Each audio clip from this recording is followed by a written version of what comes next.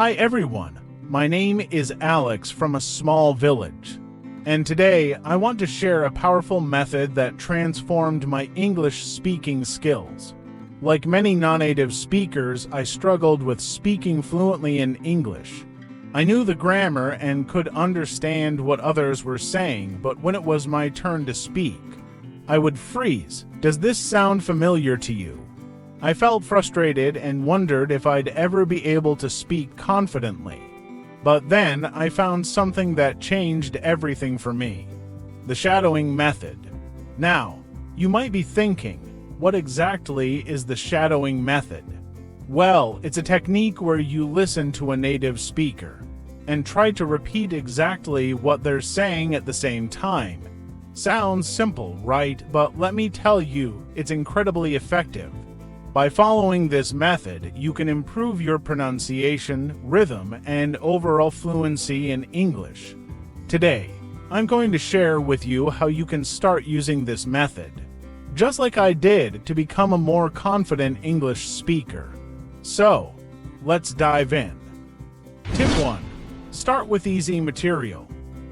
One of the biggest mistakes I made when I first started learning English was diving into content that was too difficult for me. I would try to mimic the news or complex podcasts, and honestly, I just felt overwhelmed. It was like trying to run before I could walk. So, my first tip is to start with easy material. Begin with simple, understandable content. For example, I began with children's stories and short, simple dialogues from beginner English courses. It might sound basic, but it's incredibly helpful. These materials are designed to be easy to follow. And because the language is simpler, you can focus more on how the words are spoken rather than what they mean. When I started with easier content, I could actually keep up with the speaker, and it gave me a huge confidence boost. Over time, I started to pick up the natural rhythm and flow of English speech. This laid the foundation for me to move on to more complex materials later. So, remember, don't rush. Start with something you can comfortably shadow, and you'll see progress faster than you think. Tip 2.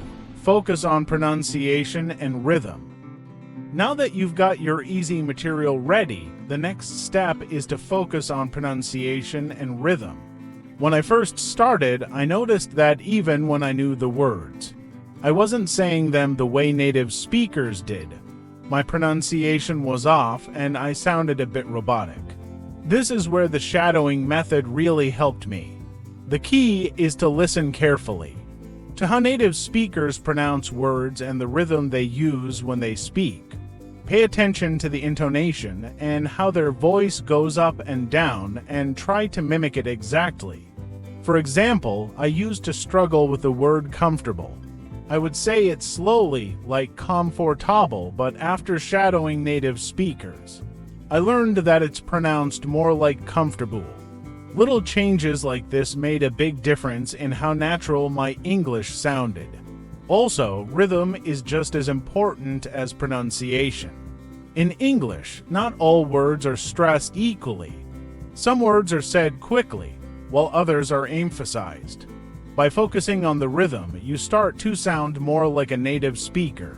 Trust me, once you get the hang of this, your English will sound a lot more fluent and natural. Tip 3. Consistency is key. One thing I learned the hard way is that consistency is key. You can't just practice once in a while and expect to see improvement. It's like going to the gym. You have to work out regularly to see results. The same goes for the shadowing method. When I first started, I was really excited, but after a week or so, I began to lose motivation. I wasn't practicing as often, and my progress slowed down. I realized that if I wanted to improve, I had to make this a daily habit. So I set aside 15 to 20 minutes every day just for shadowing. It wasn't a huge time commitment, but doing it consistently made all the difference. What I found helpful was to set a specific time each day for my practice. For example, I would do it every morning right after breakfast. It became part of my routine, and because it was a habit, I didn't even have to think about it. It was just something I did. Over time, this consistent practice helped me build my fluency, and I started to see real progress. So, if you want to see results, make shadowing a part of your daily routine. Tip 4. Record and compare. Another tip that really helped me improve was recording myself. At first, it was a bit awkward hearing my own voice, but it's one of the most effective ways to identify areas where you need improvement.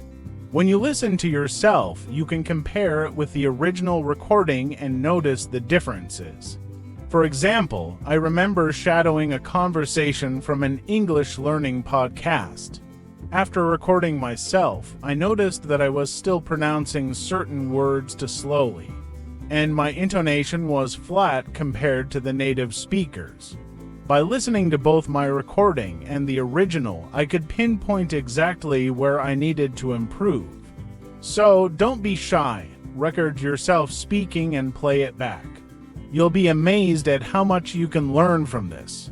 It's like having a mirror for your voice. You can see, or rather, hear what you're doing right and what needs work. Over time, you'll start to hear yourself sounding more and more like a native speaker, and that's a great feeling. Tip 5. Practice in context. One of the things I love about the shadowing method is that you can practice in context. What do I mean by that? Well, instead of just repeating random sentences, you can choose dialogues or conversations that are relevant to your daily life. For example, I used to practice shadowing conversations about ordering food at a restaurant or asking for directions. These were situations I often found myself in, so it was super practical.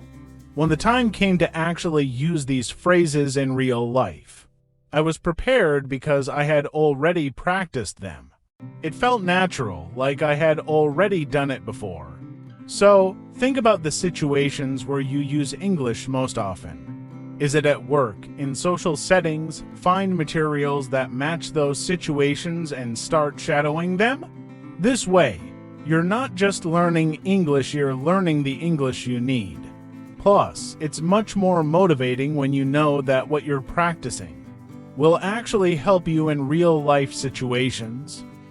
Tip 6. Gradually increase difficulty. As you get more comfortable with the shadowing method, it's important to gradually increase the difficulty of the material you're using. When I started, I focused on simple, slow dialogues. But as my confidence grew, I began to challenge myself with more complex content. I remember the first time I tried shadowing a TED Talk. It was a bit intimidating at first because the speaker was talking so fast, and the vocabulary was more advanced. But I took it one step at a time. I would listen to a small section, pause, and try to shadow it. Then I'd repeat it several times until I could keep up with the speaker. By gradually increasing the difficulty, I was able to push my limits without getting overwhelmed. Over time, I noticed that I could understand and shadow faster and more complex speech. It's like climbing a ladder. Start with the first step, and as you get stronger, keep moving up. Tip 7. Combine with other techniques. Finally, while the shadowing method is incredibly powerful, it's even more effective when combined with other language learning techniques. For example, I often paired shadowing with speaking practice with a language partner. After shadowing a conversation, I would try to use the phrases and sentences I learned in a real conversation. This helped me solidify what I had practiced and made it easier to recall in actual speaking situations. Another technique I used was language apps. I would shadow a lesson on an app and then use the interactive exercises to practice what I had just learned. The key is to create a well-rounded learning routine. Shadowing is great for improving pronunciation and fluency, but combining it with other methods helps reinforce what you learn and gives you more opportunities to practice in different contexts. So there you have it, the shadowing method and how it helped me become a more fluent English speaker.